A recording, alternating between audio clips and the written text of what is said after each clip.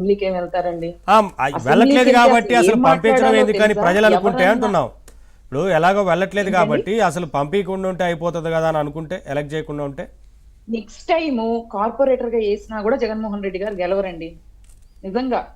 ఎందుకు చెప్తున్నాము అనంటే వాళ్ళ కార్యకర్తలు, వాళ్ళ సొంత మనుషులు, వాళ్ళ నేతలే జగన్మోహన్ రెడ్డి గారిని మర్చిపోయే పరిస్థితికి, దుస్థితికి ఇన్ కేస్ ఆయన మీద ఉన్న కేసులుండి చంద్రబాబు నాయుడు గారు మంచితనం వల్ల, లోకేష్ గారు మంచితనం వల్ల, లేకపోతే ఈ కూటమి వాళ్ళు పట్టించుకోక ఆయన ఒక ఇన్ కేస్ జైలుకి వెళ్ళకపోయినా కూడా ఆయన్ని వాళ్ళ నాయకులు అనేవాళ్ళు, వాళ్ళ నేతలు అనేవాళ్ళు కూడా మర్చిపోతారు పూర్తి స్థాయిలో.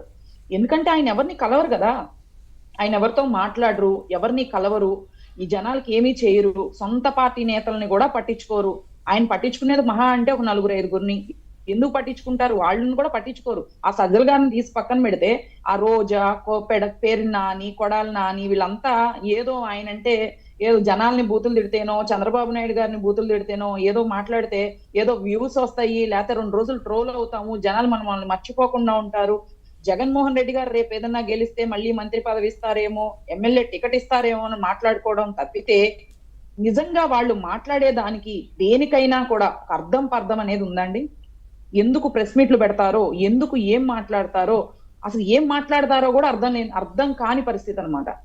అరే మీరు అంత మంది గెలిచి 151 సీట్లు వస్తేనే మీరు జనాలకి ఏమి చేయలేదు, ప్రతిపక్షంలో మీరు ఇంకేదన్నా చేస్తారు అని అనుకోవటం వెర్రితనం.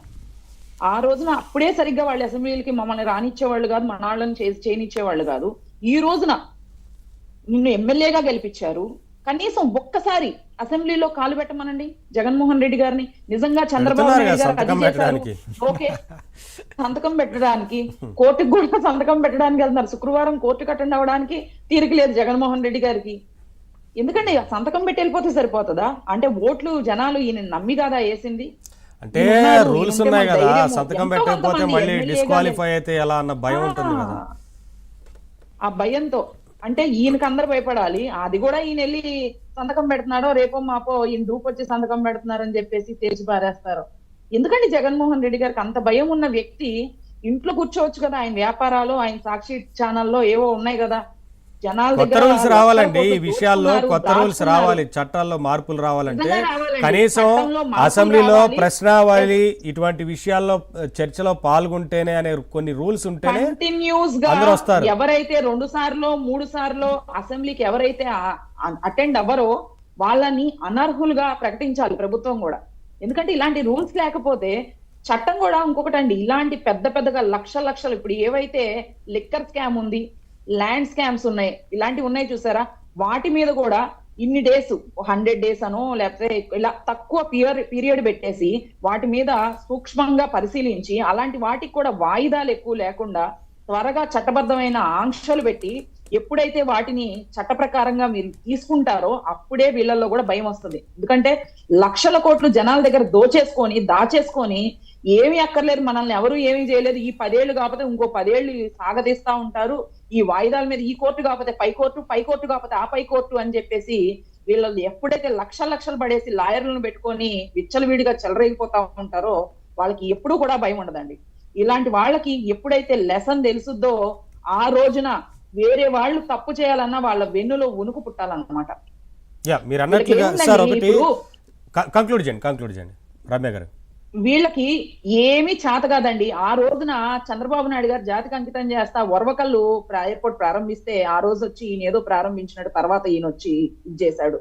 తర్వాత క్యాన్సర్ ఆసుపత్రి ఓపెన్ చేస్తే ఈయన రిమోట్ తో నొక్కి ప్రారంభించాడు. వీళ్ళు ఏమనుకుంటారంటే వీళ్ళన్నీ ఇప్పుడు చంద్రబాబు నాయుడు గారు ఆ రోజున చెట్టు కింద కూర్చొని 2014లో గెలిచిన తర్వాత చెట్టు కింద కూర్చొని కూడా పరిపాలన చేశారు. ఆ రోజున అన్ని వేల ఎకరాలు సేకరించారు. కనీసం నీకు ఇటుక పెట్టడం జాతకాల ఈయన సేకరించమనండి ఒక 5 ఎకరాలు ఎక్కడన్నా, ఈయన నమ్మి ఎవరన్నా ఇస్తారేమో. లేదు, సొంత జిల్లాలోనే ఏదో విషయాలు అడిగితే ఇవ్వలేదు వారికి, కడప జిల్లాలోనే ఎవరు ఎలా ఇస్తారండి?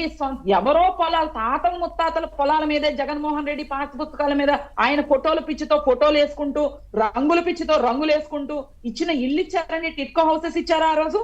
టిట్కో హౌసెస్ ఇవ్వడం మీకు చేత కాదు, కట్టిన ఇల్లులు ఇవ్వడం మీకు చేత కాదు. ఆ రోజున వాటిని కరోనా కేంద్రాలుగా వాడుకుంటారా? ఎంతో మంది పేదలు వాళ్ళ సొంత ఇల్లు కళను కూడా నువ్వు నాశనం చేసి ఏడిపించావు చూసావా ఆ రోజు జగన్మోహన్ రెడ్డి? ఎన్ని సమస్యలు అండి, ఎన్ని సమస్యలు. ఈయన ఏదో ఒక చేత్తో తల్లికి అమ్మఒడి ఇస్తున్నట్టు ఉండి నానబుడ్డి అని చెప్పేసి లిక్కర్ స్కామ్ ఎన్ని లక్షలు చేశారండి. వీళ్ళు చేసిన ఆగడాలు అన్ని తెలిసే జనాలు ఆయనకి అంత తక్కువ సీట్లతో ఆయన ఇంట్లో కూర్చోబెట్టారు. ఎందుకు నువ్వు ప్రతిపక్ష హోదానికి కూడా పనికిరావు జగన్మోహన్ రెడ్డి అని ఈయన సొంత అక్క చెల్లెళ్ళు అన్న తమ్ముళ్ళు అని చెప్పిన వాళ్ళే ఇంట్లో కూర్చోబెట్టారు.